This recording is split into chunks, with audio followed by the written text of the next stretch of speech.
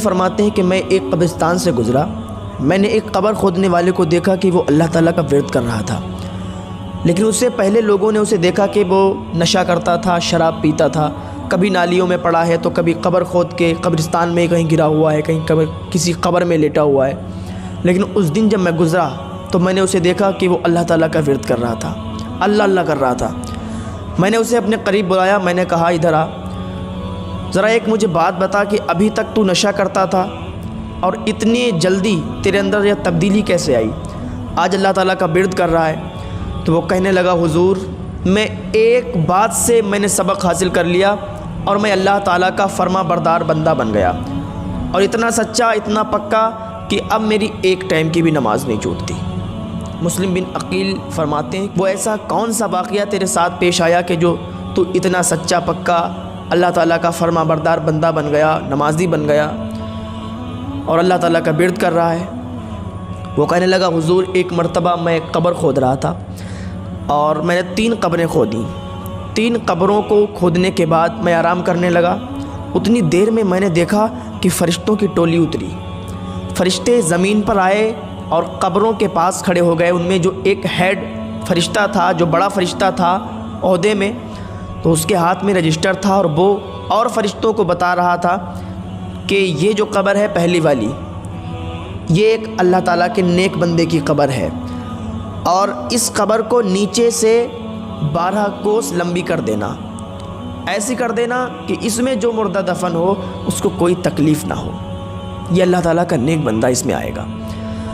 پھر کہا دوسری قبر کے پاس جب وہ گئے تو ان میں سے وہی فرشتوں کا سردار ہیڈ فرشتہ بولا کہ یہ جو قبر ہے اس میں اللہ تعالیٰ کا نیک بندہ آئے گا، اس کو 40 کوس تک پھیلا دینا، نیچے سے 40 کوس تک اس کو لمبا کر دینا۔ اتنا کہنے کے بعد وہ آگے بڑھ گئے، دوسری قبر میں جب گئے، دوسری قبر کے پاس جب گئے تو وہ فرشتہ بولا کہ یہ جو قبر ہے یہ اللہ تعالیٰ کے نافرمان بندے کی قبر ہے اور یہ گناہگار بندے کی قبر ہے، اور اس میں عذاب ہونا ہے، اور اس قبر کو اتنا ملا دو، اتنا ملا دو کہ اس مردے کی ایک پسلی ادھر آ جائے اور ادھر کی پسلی ادھر آ جائے، اس پہ عذاب ہونا ہے اللہ تعالیٰ کا۔ جب میں نے یہ سنا حیران کہ یہ معاملہ کیا ہے، پھر میں تھوڑی دیر بیٹھا رہا، میں نے دیکھا کہ ایک جنازہ آ رہا ہے، اس کے ساتھ صرف 7 لوگ ہیں، 7 لوگ ایک جنازے کو لا رہے ہیں۔ جب 7 لوگ ایک جنازے کو لا کر انہوں نے پہلی قبر میں دفن کر دیا اور دفن کرنے کے بعد جانے لگے تو میں نے ایک کا ہاتھ پکڑ لیا، میں نے کہا بھائی ذرا یہ تو بتاؤ کیا یہ آپ کا رشتہ دار ہے؟ اس نے کہا نہیں یہ میرا رشتہ دار نہیں ہے۔ کہا پھر کوئی جان پہچان کا ہے؟ کہا یہ ہمارے محلے کا بہت غریب انسان تھا، بہت ہی غریب تھا، لوگ اس کو اپنے گھر نہیں بلاتے تھے، اس کو کوئی دعوت میں بھی نہیں لے جاتا تھا، اگر کوئی دعوت ہوتی تھی اس کو کوئی نہیں پوچھتا تھا، اور لیکن جب سب امیر سو جاتے تھے، جب سب امیروں کے محل بند ہو جاتے تھے تو یہ غریب انسان اس کے ٹوٹے ہوئے چھپر سے اللہ اکبر کی اذان کی صدا بلند ہوتی تھی۔ یہ نیک بندہ تھا اللہ تعالیٰ کا۔ کا مبارک ہو تم نے نیک بندے کو قبر میں دفن کیا ہے، یہ جنتی ہے، اس کو جنت کی بشارت مل گئی ہے۔ میں نے خود ابھی فرشتوں کے منہ سنا ہے۔ وہ لوگ خوش ہو کے چلے گئے۔ پھر کہا میں بیٹھا رہا، پھر میں انتظار کرنے لگا کہ اب دوسرا جنازہ کون سا آنے والا ہے۔ جب دوسرا جنازہ آیا تو اس جنازے میں فقط 4 لوگ ایک جنازے کے ساتھ آئے۔ آنے کے بعد انہوں نے اس جنازے کو دفن کیا، دفن کرنے کے بعد وہ جانے لگے۔ میں نے ان میں سے ایک کا ہاتھ پکڑ لیا، میں نے کہا بھائی یہ بتاؤ کیا یہ تمہارا رشتہ دار ہے؟ انہوں نے کہا نہیں میرا رشتہ دار نہیں۔ کہا پھر کوئی محلے والا ہے؟ کہا نہیں یہ محلے والا بھی نہیں۔ کہا پھر کون ہے؟ تو وہ کہنے لگا کہ یہ ایک مسافر تھا اور یہ 1-2 دن سے روز ہمارے محلے سے گزرتا تھا، امیروں کے گھر ہیں ہمارے محلے میں، امیر لوگ رہتے ہیں، ادھر سے یہ گزرتا تھا تو کوئی اس پر توجہ نہیں دیتا تھا، لیکن آج اس کا انتقال ہو گیا تو ہم نے کچھ لوگوں کو اکٹھا کیا، ہم نے تمام امیروں کو بلایا، ہم نے کہا آؤ اس کو دفنا دیتے ہیں، کچھ کفن کا انتظام کر دیتے ہیں، اس کی فاتح خوانی کا کچھ انتظام کر دیتے ہیں۔ تو سارے امیر بھاگ گئے، سارے امیر چلے گئے، بولے یہ غریب انسان ہے اس کو دفنائیں گے، ارے ہمیں انفیکشن ہو جائے گا، ہٹاؤ اسے ایک رسی میں باندھ کے کسی دریا میں پھینک دو جا کر۔ جب انہوں نے اتنا کہا تو ہم 4 لوگوں نے اس کے کفن دفن کا انتظام کیا اور اس کو دفن کر کے جا رہے ہیں۔ اس قبر کھودنے والے نے کہا مبارک ہو، تم نے ایک اللہ کے ولی کو دفن کیا ہے، تم نے ایک اللہ کے ولی کو دفن کیا، یہ جنتی ہے، میں نے فرشتوں کے منہ سنا ہے۔ وہ لوگ خوش ہو کر چلے گئے۔ اب جب لاسٹ میں جو جنازہ آنے والا تھا وہ دیکھ رہا تھا وہ کون سا جنازہ ہے، دیکھا کہ بہت ہی دھوم دھام سے لاکھوں آدمی اس جنازے کے ساتھ، پھولوں سے مالا سے پوری چارپائی سجی ہے، لوگ نعرے بلند کرتے آ رہے ہیں۔ جب وہ جنازہ آ گیا تو لوگوں نے پوچھا کہ کوئی قبر خالی ہے؟ تو میں نے کہا ہاں ایک قبر خالی ہے۔ کہا کتنے روپے؟ میں نے کہا 1000۔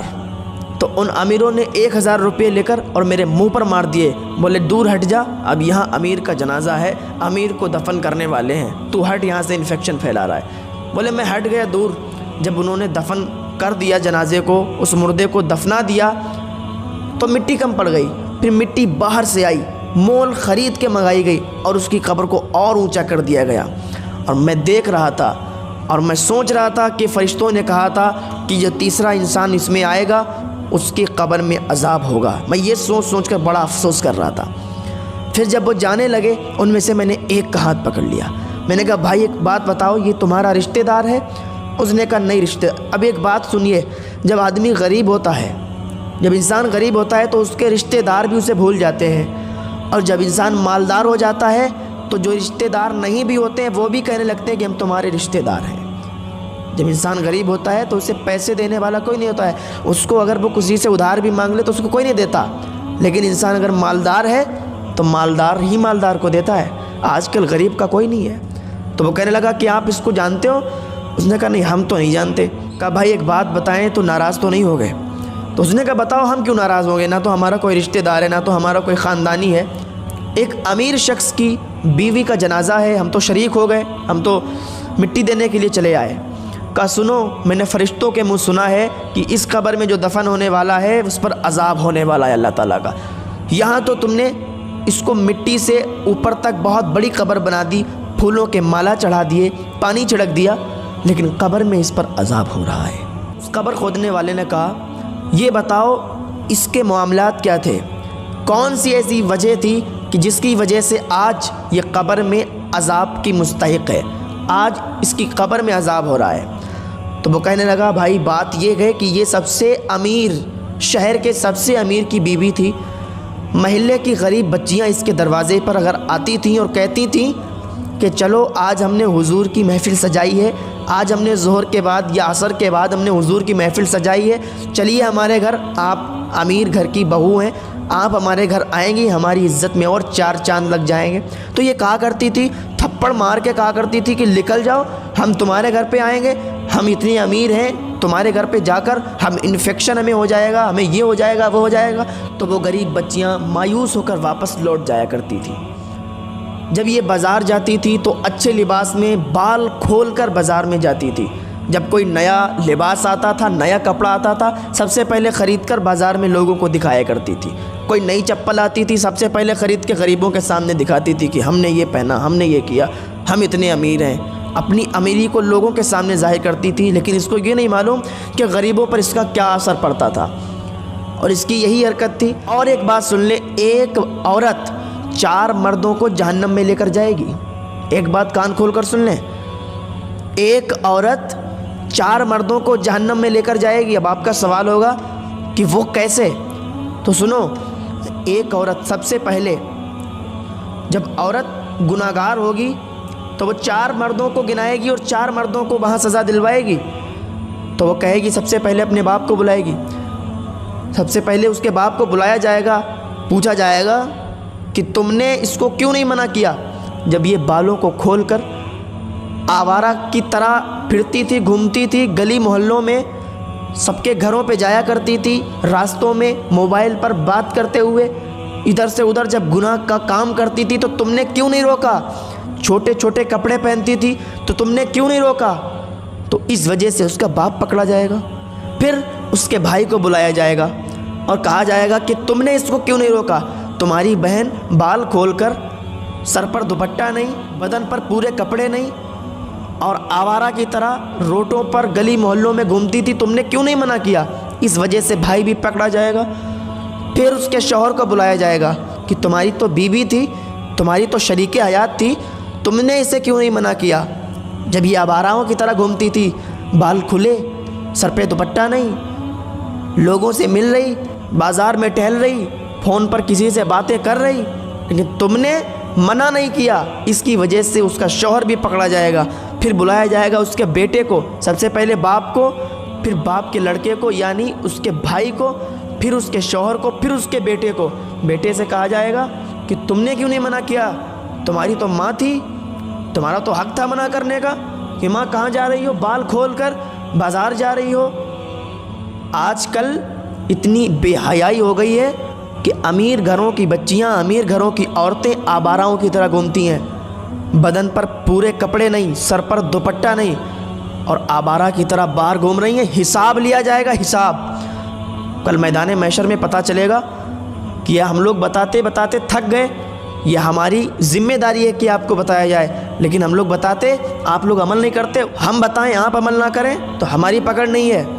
اگر ہم نہ بتائیں تب ہماری پکڑ ہے.